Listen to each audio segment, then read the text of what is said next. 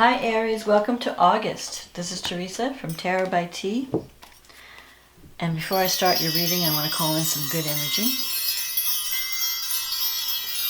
and create some sacred space around this reading.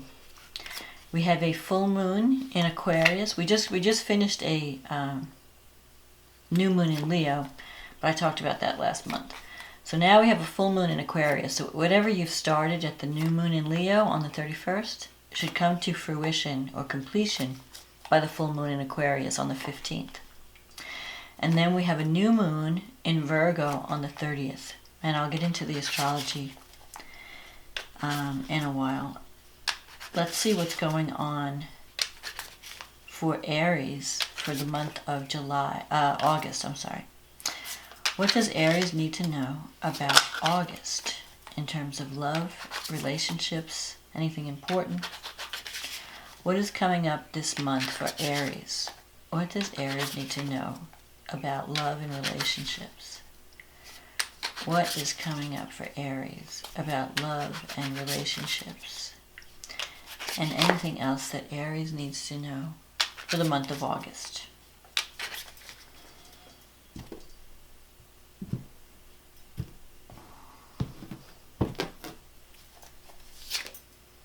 The Five of Pentacles, the Six of Pentacles, the Ten of Wands, the Lovers, the Star, the Nine of Pentacles, the Knight of Cups, the Knight of Swords, the King of Cups, and the Three of Swords. Okay, let's see what's going on. So you start the month out with the Five of Pentacles. This is a card of feeling, you might be feeling kind of cut off from loved ones or isolated. Five of Pentacles, you might be feeling a little depressed, lonely. Maybe you're struggling a little bit financially. It's also a card of having some self-esteem issues. Like you might be feeling like you want to be part of something, but you're not. You're feeling like you wouldn't be accepted. But you might be in need of healing from something, because there could be someone close to you that's there for you to help you heal, get through a crisis or heal. And you have the Six of Pentacles here, which is a card of giving to those less fortunate. It's about balance and the give and take. So there could be a relationship that you're involved in where one person is giving more to the other. It's kind of, and so you need to find that balance. You need to create that balance. So it could be that someone close to you is giving to you and helping you through a difficult time. Or you could be doing that for someone else. But either way, the Six of Pentacles, it's also a card of reward for things that, like you're giving to if you're the one who's giving, you're helping someone out who's less fortunate, who really needs help, who needs your assistance. If you're on the receiving end, then someone that is very caring and nurturing is there for you. Because you see this female person is taking care of this person who's wounded and helping them to heal. They need healing. They've been wounded. You have this Ten of Wands, so you've been carrying a heavy burden. But you're about to put the burden down because this is the past and you've come to the end of the line. This is the 10. So you've been struggling. You might have been struggling for a long time, either in a relationship or a personal situation, where you feel very burdened and and maybe you've been feeling alone in your struggle. The Lover's card. You have a choice to make. Now this is the recent past, so it's possible that you could be choosing between two paths. For some of you, it could be choosing between two relationships. Do I choose this person or that person? Or it could be I'm choosing between should I stay or should I go? Should I commit? Should I not commit? Or it even could be two paths in a career situation where you have to make a choice. And this choice is very significant. Now, the Lovers could represent a strong physical attraction or a strong romantic partner where you feel a very strong connection with this person. And you may feel on some level that this person is like a soulmate, that your life would not be the same without this person. But this is passing. This influence is passing. So maybe you've already made the decision. Maybe you've already made the choice. The thing about the Lovers is the choice is, once you choose something, with the Lovers, the other option goes away. So you have to choose wisely. You have to really know, take time out to know and think, what do I need in a relationship? So that you can make the best choice. What is it which choice is going to bring me the most fulfillment? Now, you have the Star here. The Star coming up in the future is a card of hope. So if you've been struggling with something, if you've been going through a difficult time, the Star brings hope. And it's a wish fulfillment card. But it's a card that doesn't guarantee overnight success. It's not like all your problems are going to be solved overnight. And it's not like the person I love is going to be in my life and everything's going to work out happily ever after. It could mean that, but it's not going to be overnight. It's going to take work and it's going to take time. So this is like the beginning stages. So if you're feeling lonely and feeling like maybe you need more love in your life, maybe you need to reach out to someone and not feel, you might be afraid of rejection. Maybe a part of you is holding back because you're feeling like, I have nothing to offer. Or you're afraid of being rejected. But with the Lovers card in the reading, there is a strong connection between you and someone else. And it could even be karmic. It could be that this person is meant to be in your life for some reason. And you can have a happy ending. But you have to get past this feeling of not being good enough. Or feeling that I could not be accepted. I can't be accepted. I won't be accepted. I'm on the outside looking in. Now you have the Nine of Pentacles coming up. Now this is a card of someone who has worked hard in their career and they've achieved a certain amount of success. If this is not you, it could be a partner. Someone who you might have a comfortable home, you might have money in the bank, you might be feeling, okay, I have a secure situation, but you're feeling lonely. Like, I want to share my life with someone. I don't want to just be alone with my possessions. Because this is a woman, it's a card of a woman in her garden, and she's financially secure, and she might even be working, he or she, this doesn't have to be a she, might even be working independently, like you have a lot of freedom. You might be working in your own business, or working as a consultant, or working at a job where you don't have a lot of supervision, so you have a lot of freedom in this situation. But at the same time, you might be feeling lonely, and you might be feeling like, I want to have a partnership, I want to have a relationship. I'd like to share my possessions and my lifestyle with someone else. I don't want to be alone. And so maybe that's part of the decision that you're making in August. Do I commit? Do I want to, there are benefits to being alone. You don't have anyone to answer to. Aries likes a lot of freedom. Freedom to do and go and be whatever you want to be. But at the same time, there's a sense of loneliness. So you may feel like, well, maybe I should commit to someone. Or maybe I can incorporate a person or relationship into my life so that I don't have to be alone. Now you have the Knight of Cups here. This is a card of romance, a romantic proposal. And it could come from someone, here's this King of Cups, someone who's very, if it's not romantic, it could be an offer. But this could be a healer, someone who has a healing influence on you. So in a relationship, it could be someone who's very compassionate, very kind, has very deep feelings, but they don't always show them. And this is in your wish fulfillment sector.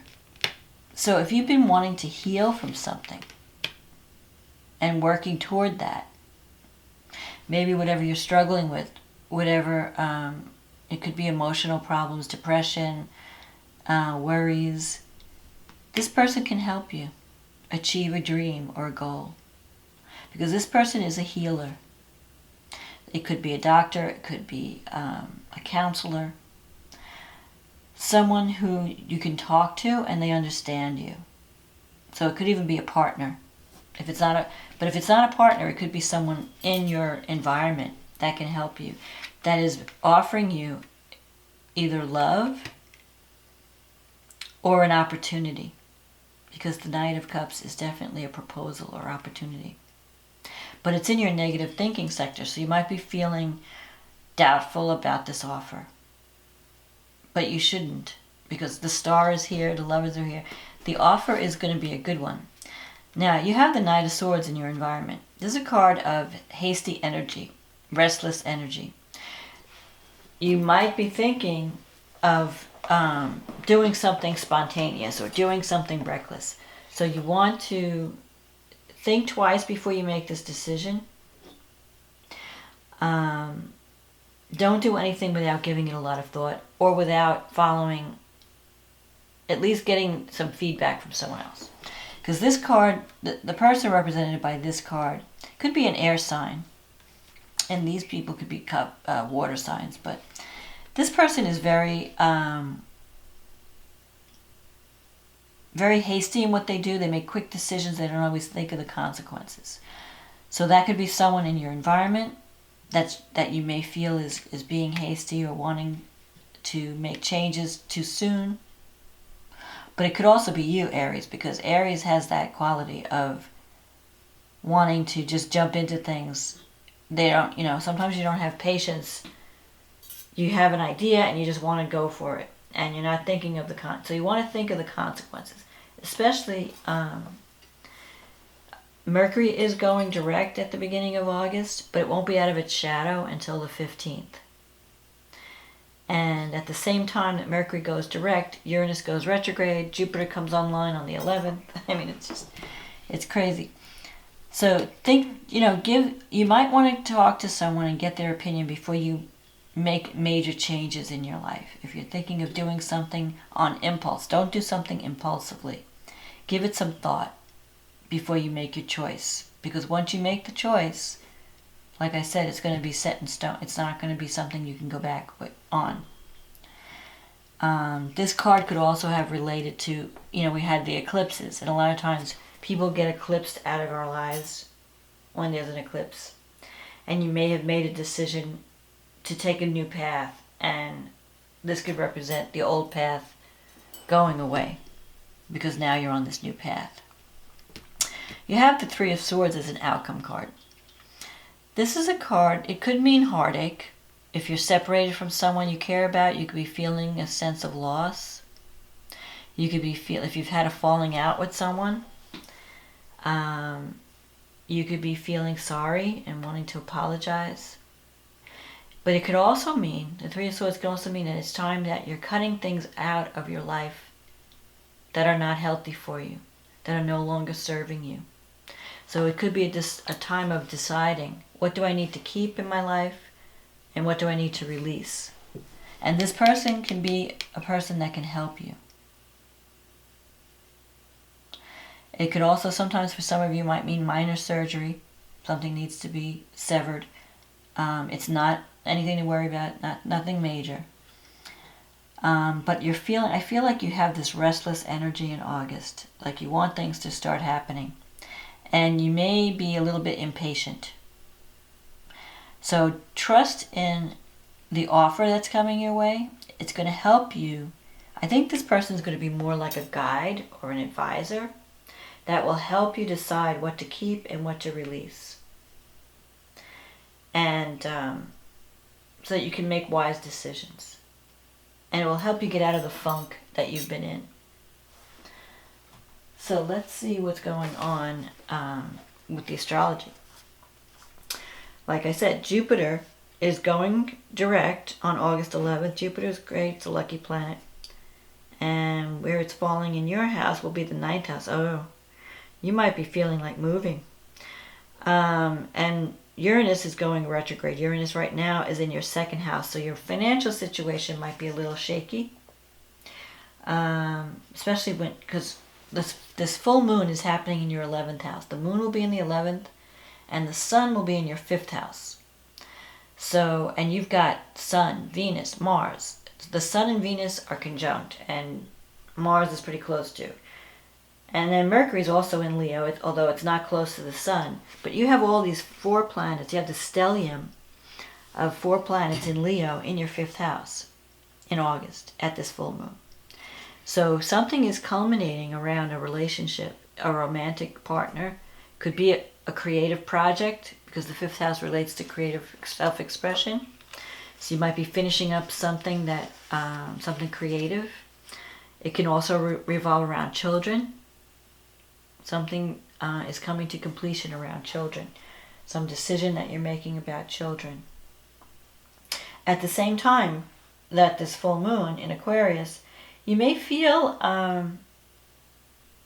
because the moon is in the 11th house, you might be thinking about joining a group that does something to help society in some way. Because Aquarius relates to the 11th house of serving others. There's a conflict at the full moon between my needs and the needs of everyone else. So you might be trying to make a decision that says, what is best for me and my children? What's best, for my family? What's best for other people in the equation? What's best for my partner? And trying to make a fair decision that satisfies both needs. Or if anything, that's what you should consider while you're trying to make this decision. Because I feel like you need to sever some things, and you need to decide the best way to do that. Now, Mercury is squaring Uranus. So there might be some conflicts around money and possessions, especially children. If you're married and you're divorcing or you're going through a separation, there could be some arguments around children and arguments around money, because Uranus in the 2nd house can bring unexpected developments. Pluto is in Capricorn, and it's in the 10th house, so it's in conjunct this full moon, the sun. Not so much the moon, but the sun. The sun's in Leo with Venus. So there's some tension around career, power struggles, possibly. With Pluto in your 10th house, you could be going through a status change in your life. So you might be changing from married to single or single to married. You're making a major decision around that, but there's tension. Because a part of you wants to embrace this new beginning, embrace this relationship, embrace this, finish. You want to commit, you want to finish or bring something to a culmination. So whether you're deciding to commit to someone or deciding to end a relationship, whatever it is, it's finalizing a decision. And there might be some power struggles around that, or you might be some energy about where you're thinking, like, what are other people thinking? How's this going to affect my reputation in the world? Am I being forced to do something that I don't want to do? Because Pluto is like a power struggle. Jupiter in your 9th house is also squaring Neptune in the 12th. So with Neptune in the 12th, you're doing some soul searching, because you're wanting to find meaning in life with Neptune in the 12th. And to do that, you might have to, planets as they pass through the 12th, it's an ending of a cycle, ending of a dream, seeing the reality maybe, and realizing, okay, some things I need to release some things. I need to release the past. And Jupiter in the 9th, Jupiter brings abundance and luck. when it comes to travel, higher education. So if you're thinking of going back to school, this is a good time to do it. With Jupiter in Sagittarius, it's in positive aspect to Mercury in Leo. It's a little bit of a wide orb, but it's a good time to do something that brings more joy into your life. So if you've been carrying a heavy burden, maybe it's time to release some of the things that have been weighing you down so that you could have more joy in your life and you could express yourself without being restricted by someone. So that's on the full moon. The new moon in Virgo is happening in your 6th house. And it's conjunct Venus and Mars. This is going to be a great new moon. And it's trining Uranus in the 2nd house. So whatever you're experiencing at this full moon, this new moon in Virgo is going to help you. Especially because the 6th house, it relates to employment, your day-to-day work environment. So you could be starting a new job that brings more money unexpectedly because Uranus is trining this. So there could be some surprises in love and money. Also, the 6th house relates to sacrifice. Am I giving too much in a relationship? This could be a new beginning where you're starting to take care of yourself and take care of your health. It's also the house of health. So whatever you decide in August at the full moon, and whatever comes to completion or culmination, you might, be settling certain things in your life or making a final decision about something. The new moon gives you an opportunity to take care of yourself. And this new moon is also trining Saturn. There's actually a grand trine at this new moon. Saturn's a little bit out of orb. It's a little bit wide, but it's still there. I think it's still there to call it a grand trine. So, and that's in your career sector. So you could be starting a new job by the end of August, beginning of September. Because you need the new moon to bring in that good energy. But it's a grand earth trine. So grand earth trines always bring in abundance. It brings in money. And especially that Uranus is in your 2nd house. I feel that this could be a new beginning for you. That can bring you things that you really value. The only thing is that this new moon is squaring Jupiter. No. Jupiter is squaring... What is Jupiter squaring here? Oh yeah, Jupiter is squaring the moon in Virgo, the sun and moon in Virgo. So you just want to, so here's the thing. It's not really a negative thing because Jupiter is not a negative planet. Even in a square aspect, it brings abundance. The only thing you have to watch out for is over-optimism and extravagance. So you might be hearing like, oh, I'm getting this job that's going to pay me X amount of dollars. Now let me go out and buy all this stuff. So don't go over the top. Don't go overboard with spending or any kind of plans. Try to keep your plans realistic. But it looks like a great time. And actually, Jupiter in the 9th, you could even be getting a job that has something to do with higher education, teaching, learning. Maybe you're going back to school to gain more skills. It's going to affect your income in a positive way. This is a good new moon. It's a really good new moon. And Venus is square Jupiter. Even though it's a square, it's still a positive thing. So there could be some... You could have some kind of abundance and windfall. Just be careful not to blow it all on something because of the square. You might be gambling. You might feel like gambling in some way. So I think August is going to be good for you. I think there's going to be some healing. I think there's going to be some type of decision that you're going to make that's going to relieve you of a lot of the stress you've been under. And then you're going to have an opportunity for a new beginning to bring in more abundance into your life, either with a new job or some added income in some way. So thank you, Aries, for this. Thank you for this reading. I hope that you've enjoyed this reading, I should say. And thank you for subscribing and liking my channel. And thank you for those who've left comments and for anyone who's ordered readings. And if you're new, welcome. I really appreciate all the comments and all the support. And I hope this reading was a help to you.